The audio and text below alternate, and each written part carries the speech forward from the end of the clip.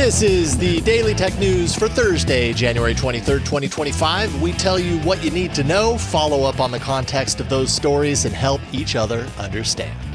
Today, we'll follow up with some on-the-ground impressions on the Samsung announcements and get to an email from RW. I'm Jason Howell. I'm Huyen. Let's start with what you need to know with the big story. Yesterday, as you well know, was full of Samsung and Google news. But Google saved a pretty big announcement for later in the evening. Google announced the acquisition of a chunk of HTC's Vive engineering team in an effort to accelerate the growth and development of its Android XR platform. It's a $250 million deal, and it includes a non-exclusive license for HTC's XR IP and focuses primarily on software engineers. Google shared, quote, "We are looking forward to working with them to accelerate the development of the Android XR platform across the headsets and glasses ecosystem," end quote. Android XR's hardware needs to continue to come from Samsung, yes, but also some other OEM partners, at least for now. So I'm not entirely sure what this means about HTC's hardware efforts and whether that will ever cross, the Venn diagram with Android XR. That remains to be seen. There's nothing mentioned about that here. HTC will continue to hold on to its Vive hardware business for itself as it develops its own XR product line, which includes the recently announced Vive Focus Vision headset. That's a $1,000 standalone headset that sits somewhere between the Vive Focus 3 and the Vive Elite XR. And I think this is kind of interesting because we've been following HTC long enough to remember when Google did something similar to this back in 2017. Back then, Google dished out $1.1 billion to acquihire HTC's smartphone engineering talent. And if you remember, that ultimately led to HTC merging its smartphone and VR divisions 1 year later. And that showed, even more increased attention to the kind of growing XR ecosystem. But that deal also bolstered Google's development of its Pixel hardware lineup at the time when it was readying the launch of the very first Pixel smartphone. And when we know how that has worked out for Google. Mm-hmm. So what do you think about this? Is this kind of similar, but, different time? I mean, back then it was smartphones and that was a big deal. And we've seen kind of historically speaking what that kind of investment into HTC's staffing, which we did feel was a big deal at the time, has done for Google's hardware ambitions and growth. Are we looking at kind of the same thing in these early stages of Android XR? I think so. And I'm actually pretty excited about this. And I think what is super exciting about Android XR, and we've talked about this a lot on our show, and I actually did go to a developer event for Android XR.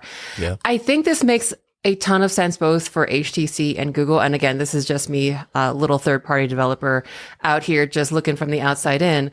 But I think what is most compelling about Android XR is that it is a platform. And I think with just XR in general, as with a lot of other hardware things, one of the problems with adoption is when you have a hardware platform, you need to have good software, right? So in terms of XR, it's going to be games, it's going to be immersive experiences. And then the problem as a software developer is always, okay, what platform do I develop for? Because each platform has its own set of experiences and skills. So just to say that this is that right once, or at least just right a few times, and be able to run it on multiple devices. And I think in XR that has been a problem because there's just so many people in the field right now, right? There was HTC, there was Google, there's Apple, there's Meta.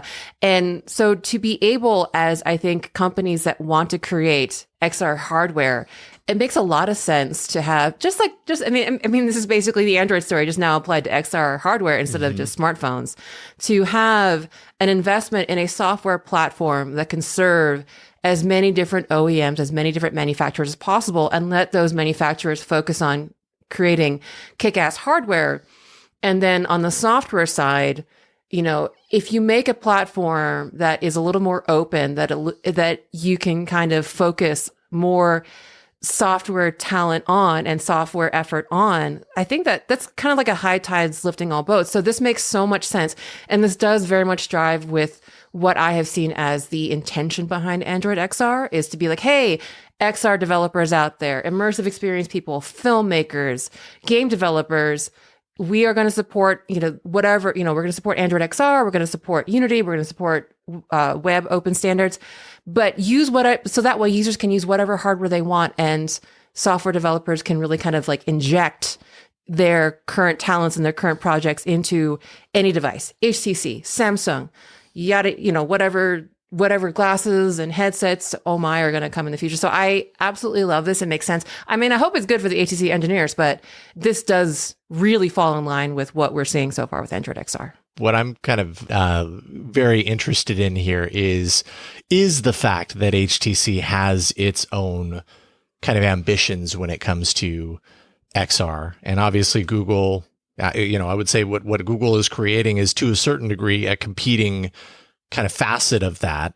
What does HTC get out of it? Once again, and maybe these are the questions that we asked, back in 2017 when this happened around the phone. I'm almost certain we asked these same questions. I wish I could remember what the answers were. But what does HTC get out of this other than an infusion of dollars when they're shedding off some of their engineering team when they have a competing product and a competing ecosystem? Or does this, signify the potential of HTC coming all aboard the Android XR train? I mean, I guess we could see that at some point too.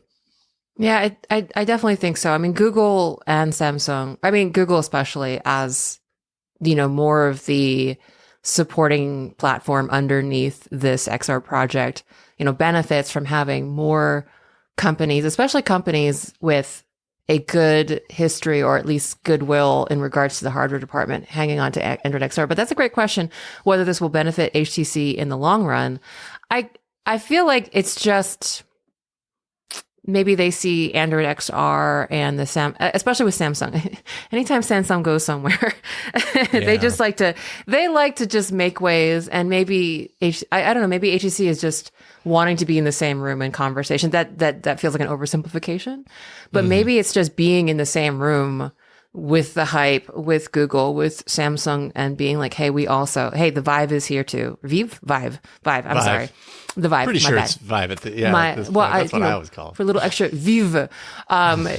Say it like that. It could be just being in the same room as the conversation, because there's a lot of conversation going on right now. But that only goes so far. I think it is an interesting question, especially since, again, they're acqui-hiring so many HTC engineers, which, as an engineer, I have an overinflated sense of value. I'm just kidding. But, but that is something, that is expertise, and that is experience, that is knowledge, that is a slight brain drain. But I guess it depends on how that relationship between HTC and that collaboration will work out. So, yeah, super curious about that.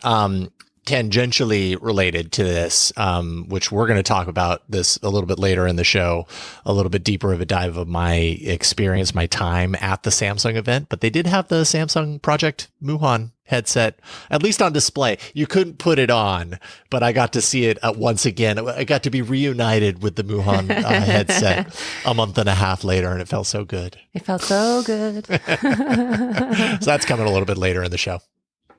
Well, DTNS is made possible by you, the listener, thanks to Brad, Kevin Morgan, Paul Thiessen, and new patron Monica. Yay! Woo! There's more we need to know today. Let's get to the briefs. Reviews for the NVIDIA GeForce RTX 5090 GPU are out, and The Verge is calling it a, quote, beast of a card. Beast of a graphics card. Yes. The top-of-the-line GPU becomes the king of 4K gaming, particularly with titles like Cyberpunk 2077. 2077? I've always just read it. Is it Cyberpunk? 2077. I don't know. I haven't played the game, but right, 2077 works for me. With titles like Cyberpunk 2077, thanks to frame rate improvements delivered by the new DLSS 4 multi-frame generation that's on board. The Verge does point out that support for this tech is still a little bit early to matter for most games, and the GPU has a quite high 575 watt power draw, and to go with that, a very high price tag at $1,999.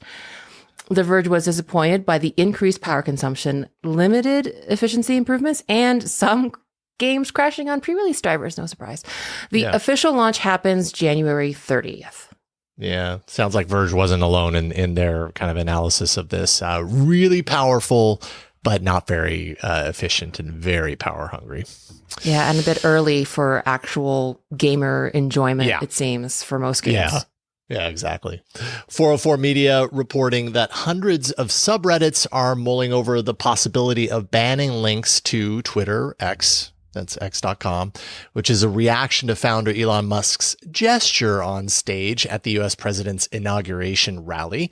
Subreddits from all sides of politics appear to be considering an outright ban. Also, many subreddits that have absolutely nothing to do with politics. It just point being, it covers the gamut, while others are allowing only screenshots from X to be shared.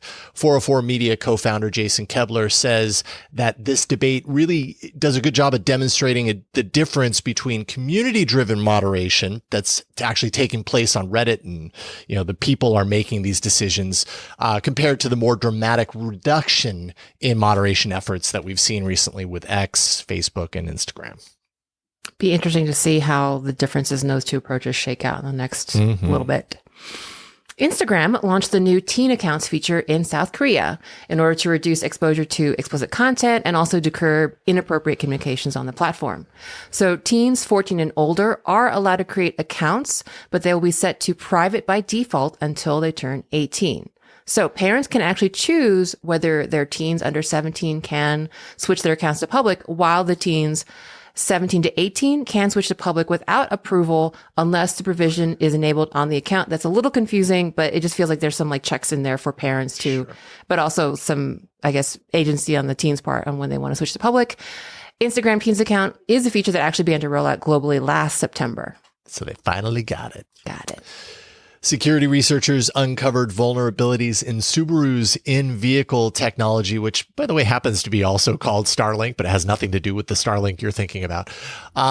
This insecurity would allow hackers to remotely control vehicle functions as well as access location histories covering the last year of use.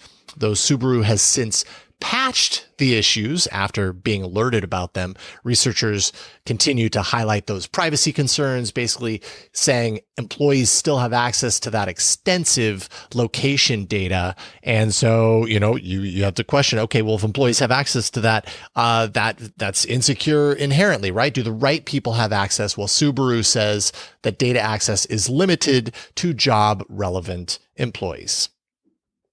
Well, we're not done with the TikTok story yet because even though TikTok has been granted temporary reprieve by the US president, it doesn't mean that it's coming back to your favorite app store anytime soon.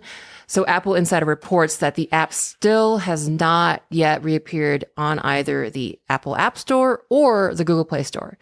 Citing a new Apple support page, it's unlikely to reappear either. Quote, Apple is obligated to follow the laws in the jurisdictions where it operates. And the support page goes on to list TikTok, CapCut, Lemonade, and others, which, quote, will no longer be available for download or updates on the App Store for users in the United States. So, and we've mentioned this before, but this does not impact those who already have the app installed on their devices. So going to the App Store, you're probably not going to find it, regardless. A security researcher uncovered a flaw in Cloudflare's CDN, allowing attackers to gain a user's general location with a 50 to 300 mile range by exploiting cached media resources. The flaw poses risks, of course, for individuals or journalists, activists, that sort of thing, and could potentially be used to aid law enforcement investigations. As one warning that they put out, Cloudflare has patched the bug, but the researcher demonstrated how similar attacks were still possible by using VPNs to test out different CDN locations. Not good. The UK Competition and Markets Authority, CMA, has announced that it is opening dual probes into both Apple and Google to determine whether each holds, quote, strategic market status across their operating systems, their browsers, and their app stores. So these investigations will look into competition between the two companies, how they leverage market power, and any potential exploitative practices. Sarah Cardell, chief executive of the CMA, said in a statement, better competition could boost growth here in the UK, with businesses able to offer new and innovative types of products and services on Apple's and Google's platforms. The ground is just shifting Moving so and shaking. rapidly from all directions underneath these companies' feet. Yeah. And finally, Sensor Tower released its annual State of Mobile report for 2025, showing that global consumer spending on in-app purchases and subscriptions increased 13% year over year to the tune of $150 billion. This is also the fourth consecutive year that consumer spending on non-gaming apps beat gaming apps, with nearly $14 billion spent. That's a 25% year over year increase. And finally, the report shows an increase in interest in generative AI and chatbots, with AI apps clocking in 17 billion downloads. I mean, it's been a big year for AI apps, apparently, and 7.7 billion hours of usage. Just the fact that non-gaming app purchases beat games is kind of mind-blowing. That is very very interesting. All right. Well, those are the essentials for today. Let's dig a little deeper in the ongoing stories and follow up. All right. So yesterday and the day before, I actually left on Tuesday, came back last night. So it's been quite a 48 hours. I'm a little exhausted at this point. I'm not going to lie, but was Samsung's big Unpacked event. Of course, the information here, I know that Tom Merritt and Jen Cutter spent the top of the show yesterday kind of discussing the details, as I think they were kind of breaking for the most part while this show was being recorded yesterday, with like the hardware, the specs, all that stuff. But being at the event, I've certainly got a perspective on this. And when I know you are a fan of Samsung hardware, you usually tend to like the foldables that they're putting out, I know. So I thought we could talk a little bit about the announcements and the event itself, maybe from that perspective, not necessarily as much the hardware details and software details, unless it makes sense. But we've had a day to percolate on the news, and I'm curious to know from your perspective. This is really falling, by the way, into line with what we would normally talk about on Android Faithful. But yeah, what were your takeaways from what you heard and kind of the general vibe of it? It seems like across the board, definite improvements in the line. I know people are buzzing about the S25 Edge. I do feel that, and this is maybe going to something that I know Jen brought up on the show the other day, is that we're kind of in a stage of smartphone release where, yeah, things are getting better, but they don't often. We do, but we don't often have the same kind of pop and sizzle that we get, especially within a certain form factor, right? So candy bar phones have been here since the beginning. And I think the vibe that I was getting when I was looking into Unpacked was like, those are nice, but kind of samesies. Like, I feel like there's not the Edge aside, the S25 Edge aside, which is the super, super skinny one that they announced. I think that, so if you're someone who hasn't bought a phone in 5 years or 3 years, and you look at the S25 series, it's absolutely a gorgeous phone. It's well built.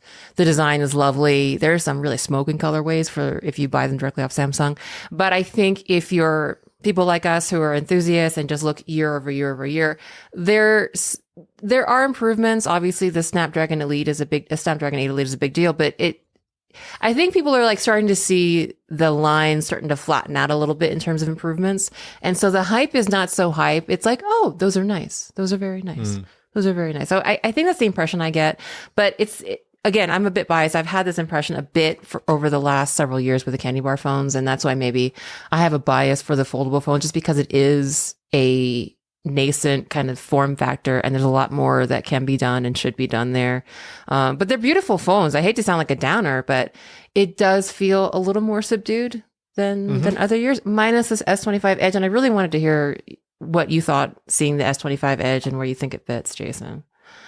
Well, I mean, so the S25 Edge, there were a lot of rumors that were pointing to something called the S25 Slim, and pretty much the S25 Edge was an end of show surprise, more or less Samsung's one more thing, which did definitely take the stadium by surprise when it happened. It was like, it just kind of came out of nowhere. So it felt nice to be a little surprised, even though we had heard about the Slim and then it being announced as the Edge, which is a kind of a redo of an old terminology that they had for a phone like 10 years ago. So it's Samsung recycling some of its nomenclature again.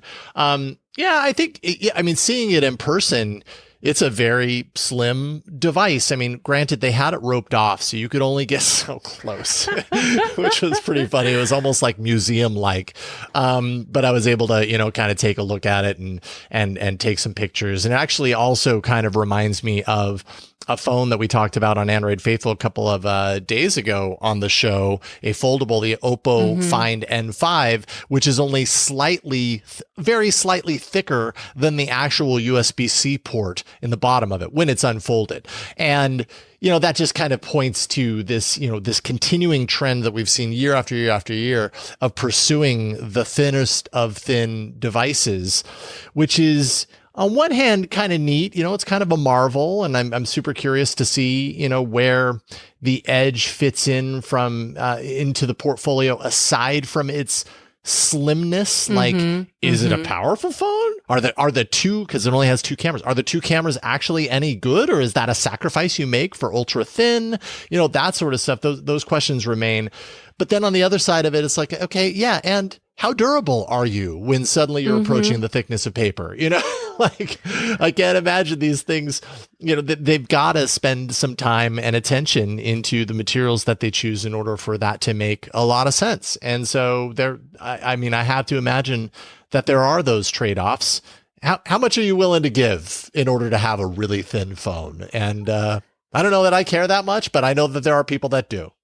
I that's a really good point. I actually was reminded, because I forgot which outlet mentioned it, but that of course that they were thinking maybe Samsung is trying to preempt the iPhone Air, iPhone 17 Air, and with the because obviously Samsung wants to do the ecosystem thing. They're kind of nipping at Apple's heels. Well, actually, they're leading slightly, I think, in terms of global market share, but it's always a competition. It feels like between Samsung and Apple.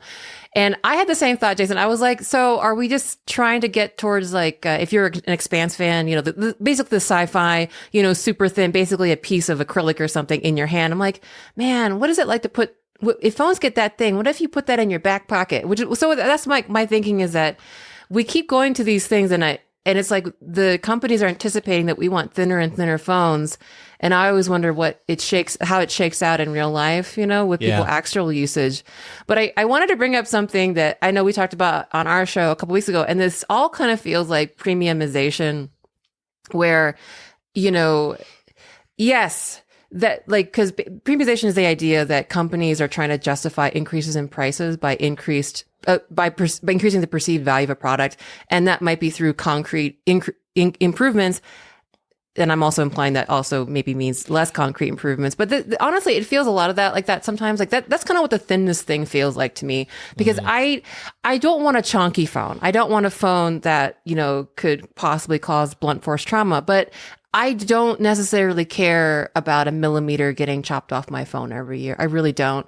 But it feels like these are the things that we're focusing on. These are like these very sexy, headline grabbing, as you said, kind of, very attractive improvements that are meant to justify kind of, I don't know, continuing price. And I guess to lead it. Oh, sorry. Go ahead, please. No, continue.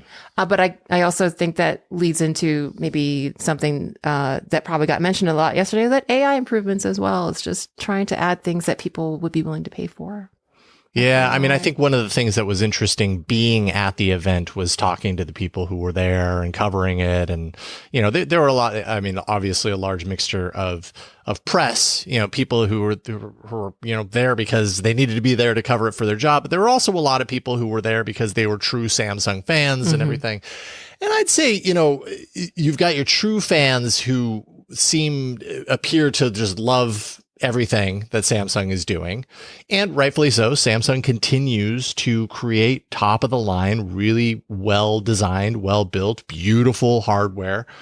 They do a great job with that.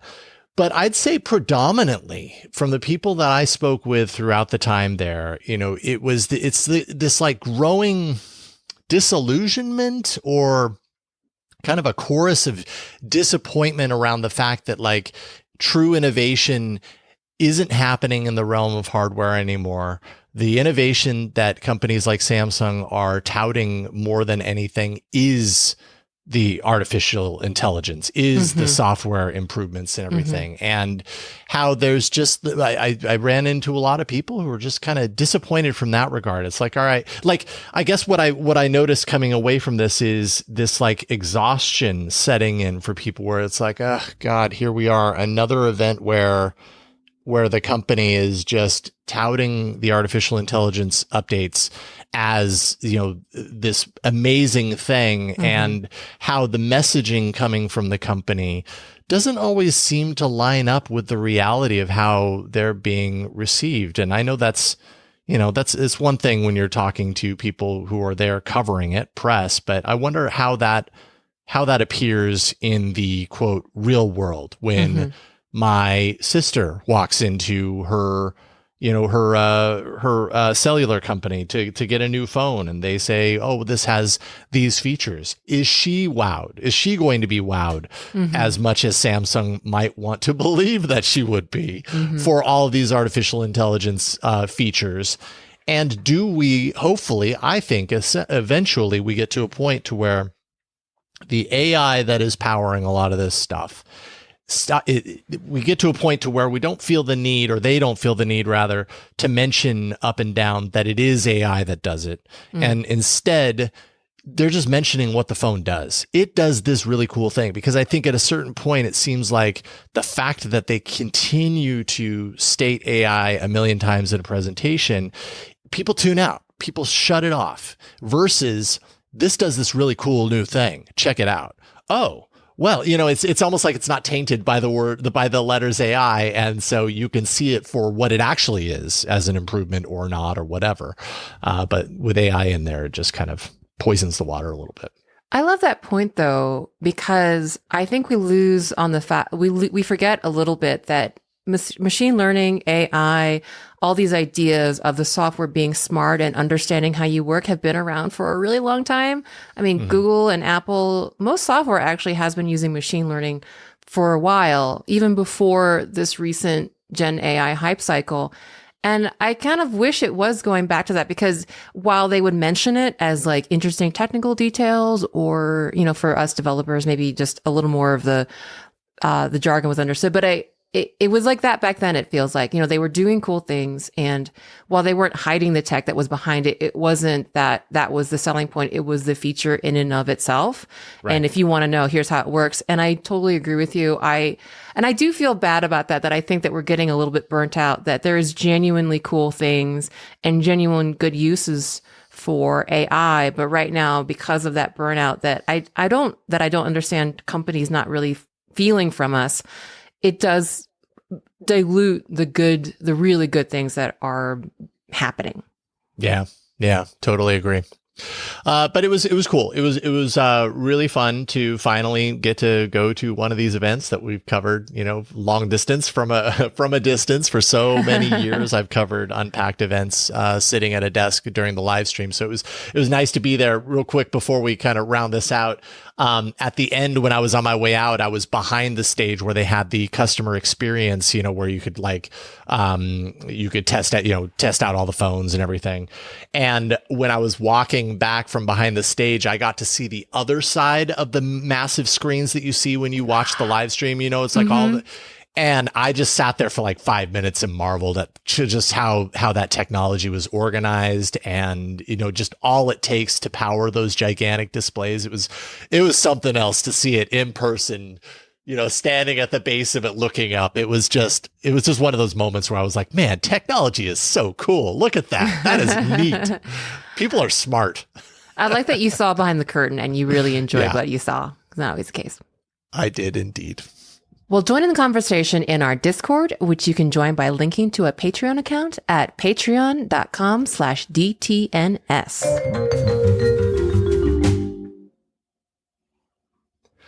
We end every episode of DTNS with some shared wisdom. Today, our W has some thoughts on Wednesday's episode.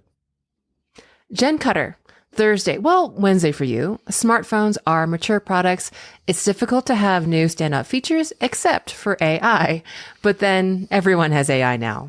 Impressed by the new patrons? Hope this is turning the tide. Molly knocked it out of the pool. Information and well integrated. Hats off. I love how it's just like, it could have been bullet points, but it's a paragraph. And Yes. it's like, here's a bunch of random things I think about yesterday's show. Exactly.